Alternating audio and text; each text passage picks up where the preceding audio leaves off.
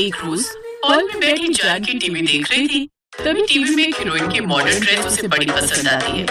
वाह, ये ड्रेस कितनी खूबसूरत है और ये हीरोइन भी इस ड्रेस में कितनी सुंदर लग रही है। काश मैं भी ऐसे कपड़े पहन पाती। काश क्यों, मैं भी पहनूंगी ऐसे कपड़े, मुझे कौन रोकेगा टोकेगा।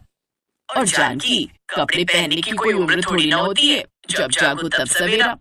जानकी जब भी किसी लड़की को टीवी पर या रास्ते में मॉडर्न कपड़े पहने देखती तो उसका भी बड़ा मन होता मॉडर्न कपड़े पहनने का।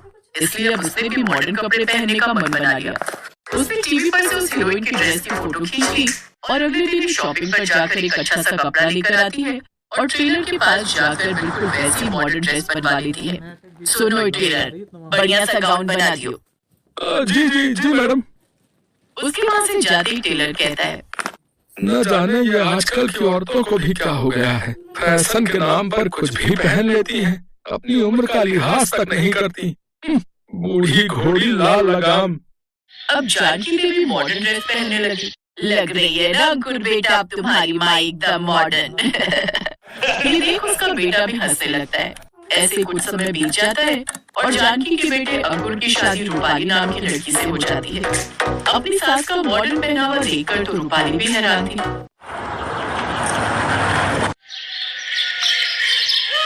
बहू, ये वाला टॉप देख, अच्छा लग रहा है ना, इसे क्रॉप टॉप कहते हैं। आज अपनी सहेली के साथ सरोजनी गई थी, वहीं से लाई हूँ। जी माँ जी, लेकिन ये कुछ ज्यादा ही छोटा नहीं है। मेरा मतलब है मेरी छोटी बहन भी इतना छोटा टॉप नहीं पहनती। अरे तू क्या जाने बहू आजकल का फैशन, तू ठहरी सूट साड़ी पहनने वाली। रूपाली चुप हो जाती है। ऐसे समय बीतता है। एक रोज गांव से हरिया काका का फोन अंकुर को आता है। अंकुर बेटा कैसे हो? अरे वैसे मैंने तुम्हें ये बताने के लिए फोन किया था कि अगले हफ्ते मेरी बेटी की शादी है। अच्छा, और तुम सबको जो है सपरिवार गांव आना है? जानकी बहन जी को भी लेते आना। अच्छा, एक अरसा हो गया उनको भी गांव आए हुए। बहुत बहुत मुबारक हो काका। और हाँ, हम सब पिंकी की शादी में जरूर आएंगे। मैं आज ही ऑफिस जाकर छुट्टी के लिए अप्लाई कर देता हूँ। शाम को ये बात अंकुर अपनी माँ को बताता है। क्या, गांव में शादी उस हरिया की बेटी की? फिर तो मुझे शॉपिंग के लिए कुछ कपड़े लेने होंगे और साथ में सैंडल और ज्वेलरी भी। ठीक है माँ, ये रखो 50,000 रुपए। अपने लिए कुछ बढ़िया से कपड़े ले लेना और हाँ, रूपाली को भी उसकी पसंद का कुछ दिलवा देना। अगले दिन जानकी अपनी बहू के साथ शॉपिंग पर जाती है। जहाँ रूपाली अपने लिए साड़ी और कुछ सूट पसंद करती है तो वहीं जानकी सोच में पड़ जाती है। शादी में साड़ी और गाउन तो आजकल हर कोई पहनता है, फिर मैं ऐसा क्या पहनूं कि सबकी नजरें बस मुझ पर ही हो। कुछ तो ऐसा अलग सा पहनना पड़ेगा।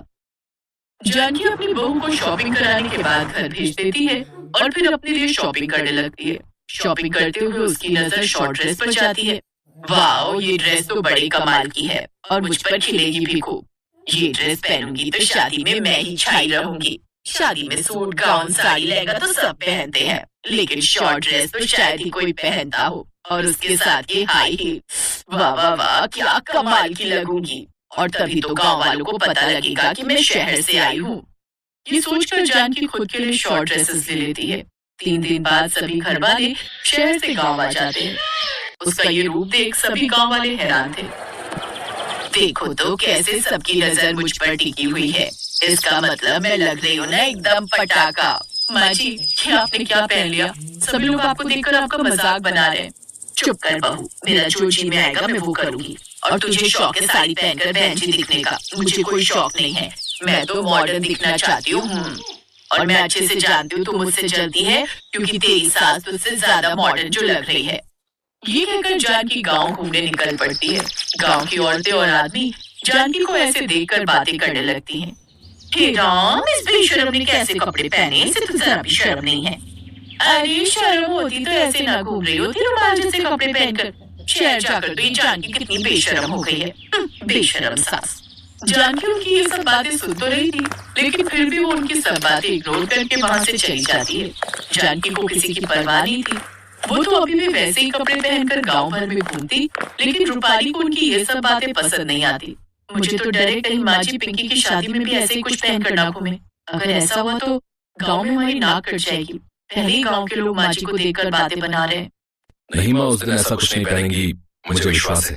फिर ऐसे ही पिंकी की शादी का दिन भी आ जाता है। शादी वाले दिन भी जहाँ सभी औरतें सूट और साड़ी में होती हैं, यहाँ तक कि उसकी बहू ने भी साड़ी पहनी थी, तो वहीं Janki short dress, high heel और आंखों पर काला चश्मा पहनकर वहां आती है और मन ही मन सोचती है इस पार्टी में सबसे अलग तो मैं ही लगती हूँ। देखो तो सब कैसे कपड़े पहनकर आई हैं। तभी हरिया अंकुर से, बेटा ये तेरी माँ जो है उन्होंने कैसे कपड़े पहने हुए हैं?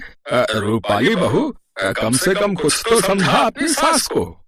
ये सुनकर अंकुर को बड़ा गुस्सा आता है और वो जानकी से जाकर कहता है, माँ कम से कम आज तो मेरी लाज रख लेती। आपने तो एक बार भी नहीं सोचा मेरे बारे में और ऐसे कपड़े पहनकर आप शादी में आ गई। चुप कर तू, तुझे कुछ नहीं पता इस फैशन के बारे में। अब तो ऐसे ही कपड़ों का जमाना है और तेरी माँ शहर से आई है, कोई गांव की गवारी है जो ये सब कपड़े पहने। माँ जी, कपड़े पहनने में कोई परेशानी नहीं है, लेकिन कपड़े भी माहौल के हिसाब से पहने जाए तो ही ठीक लगते हैं। बिल्कुल सही कहा बहू। और भाभी, कपड़ों से इंसान मॉडर्न नहीं बनता, बल्कि अपनी सोच से मॉडर्न बनता है। ऐसा नहीं कि मुंह उठाए जो मर्जी पहन लिया। अरे कुछ तो समाज का और जगह का लिहाज रखना चाहिए। उन सब की बातें सुनकर जानकी को अपनी गलती का एहसास होता है और फिर वो साड़ी पहनकर आती है और खुशी खुशी शादी के सब फंक्शन में हिस्सा लेती है। और अब से वो मॉडर्न कपड़े पहनने छोड़ देती है और उसी हिसाब के कपड़े ही पहनती है